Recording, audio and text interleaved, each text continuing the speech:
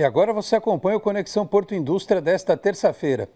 O Sindicato dos Operadores Portuários do Estado de São Paulo, SOPESP, completou 31 anos no dia 22. Ao longo de 2024, o sindicato investiu em iniciativas voltadas à promoção de práticas sustentáveis alinhadas aos padrões ESG e ao fortalecimento da empregabilidade e capacitação profissional, contribuindo diretamente para o crescimento e a competitividade dos portos paulistas. Fundado em 22 de dezembro de 1993, o SOPESP é um sindicato patronal que há mais de 3 décadas tem contribuído com o crescimento da economia brasileira e tem importante atuação no Porto de Santos. O SOPESP, Alex, ele iniciou por conta da Lei de Modernização dos Portos, a 8.630, né, lá em 93. E com o advento da lei, se mudou o relacionamento, né, tanto com o governo federal, tanto com relação de capital-trabalho, com a fundação do OGMO. Então, o SOPESP surge nesse momento,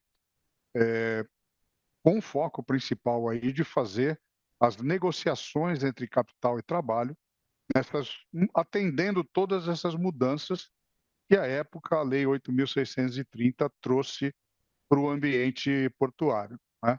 Então, de lá para cá, o trabalho principal foi com relação a isso, né? Nessa relação capital-trabalho, fazendo esses ajustes, criando o OGMO, colocando o OGMO para funcionar, né? E o que acabou é que o SOPES foi embora com o foco principal nesse assunto, né? Ele foi iniciando a sua participação em vários outros assuntos que interferem na operação portuária, né? Então, hoje, além de continuar com com esse foco na discussão da relação trabalho, discussão com os sindicatos, as convenções coletivas, acordos coletivos, a gente tem uma atuação muito forte também em todos os temas que influem na operação portuária, né? Um dos temas principais que a gente trabalha hoje é a questão da infraestrutura, né, do Porto de Santos e do Porto de São Sebastião, que são os dois portos do estado de São Paulo que nós representamos, né, os operadores nesses dois portos. Então, o que a gente tem nos últimos, pelo menos nos últimos 5 anos, é trabalhado muito nas questões de acesso ao porto, né? Porque se você olhar de 93 para cá, nesses 31 anos, foi investido muito recurso pelos operadores portuários que passaram a ser arrendatários de áreas no Porto de Santos, né, nos terminais.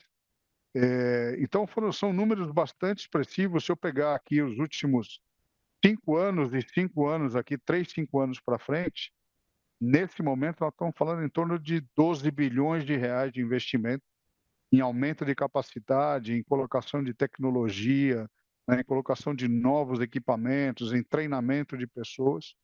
E o que a gente viu foi que a infraestrutura do porto ela não acompanha esse desenvolvimento que houveram nos terminais desses investimentos feitos pelas empresas. Então, a gente tem uma série de problemas hoje, né, de limitação de canal aquaviário, de limitação de acessos rodoviários, né, de falta de capacidade, embora já direcionado hoje o assunto da ferrovia interna do Porto de Santos, mas uma falta de capacidade que vai, ao longo dos próximos anos, aumentando, capacidade ferroviária. Então, isso é um tema hoje principal para nós, né?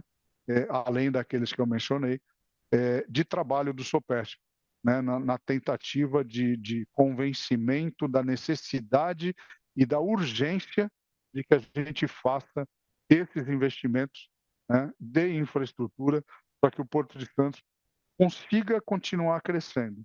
Porque a não acontecer isso, vai haver uma limitação em determinado momento que nós não vamos conseguir mais ter o crescimento que a gente espera para o Porto de Santos. Ricardo Molitzas destacou também importantes realizações do SOPESP em 2024. Eu gostaria aqui de trazer alguns temas que foram importantes para nós em 2024, que foram a assinatura de 2 convenções coletivas que nós fizemos em 2024, o Sindicato da Estiva e o Sindogesp, Sindestiva e Sindogesp, né? Convenções coletivas que não eram assinadas há muito tempo e depois de um longo caminho de discussões, de negociações, A gente logrou êxito em fazer essas duas convenções. Essas duas convenções hoje, elas trazem, através de concurso público, mais 900 vagas de postos de trabalho, 900 novos trabalhadores para o sistema. Eles não chegam de uma forma imediata, né? Na primeira fase são 400 trabalhadores, de forma imediata, logo após o concurso público, e os outros ficam num banco de dados à medida que vá se precisando, né, de mais mão de obra, esses trabalhadores vão adentrando o sistema do órgão. Então, esse é um marco importante para nós, né, ao longo do último ano. E uma série de outros na parte de SG, a assinatura do convênio com a Autoridade Portuária de Santos, né, as discussões de infraestrutura em vários fóruns, tanto aqui no local, no estadual e no federal, né, um convênio que fizemos com a Prefeitura de Santos para privilegiar, né, a mão de obra que busca trabalho na nossa região da Baixada Santista. Fizemos um convênio o ano passado com a Prefeitura, agora estamos desenvolvendo a questão da qualificação dessa mão de obra, para que ela esteja disponível para as empresas de operação portuária em contrato no momento que elas tenham as vagas disponíveis. Então, são algumas das ações que eu reputo importantes e bem-sucedidas no ano de 24 do SOPESP. E pela frente tem muita coisa ainda, né, para a gente discutir. A questão da infraestrutura, sem dúvida, é uma que a gente vai continuar perseguindo, né, e tentando fazer com que a gente melhore a nossa condição para poder passar por essa fase onde as obras de infraestrutura fiquem prontas para que a gente possa seguir no crescimento dos portos do Estado de São Paulo. Superior Tribunal de Justiça suspende liminar que pretendia impedir a gestão do porto de Itajaí, em Santa Catarina, pela Autoridade Portuária de Santos.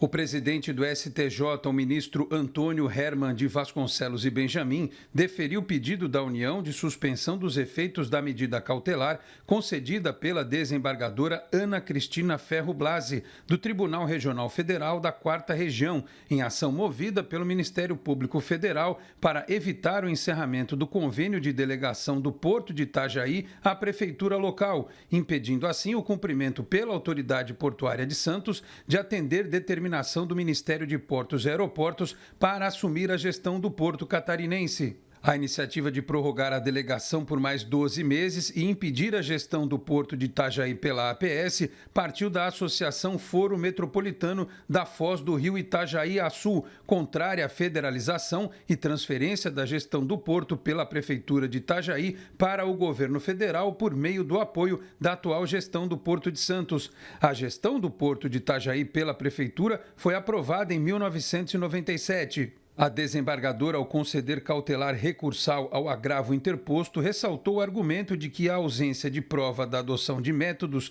e processos gerenciais para a transição de gestão portuária implicará malferimento ao princípio da proteção da confiança. O ministro Herman Benjamin, ao decidir pela suspensão da cautelar, inicialmente lembrou que a solução do mérito, ou seja, o direito de Itajaí continuar na gestão do porto, deverá ser enfrentada nas vias processuais adequadas e ressaltou que não cabe a este juízo, desta forma, analisar sob um enfoque estritamente jurídico se a liminar concedida no agravo de instrumento deve ser revogada ou mantida.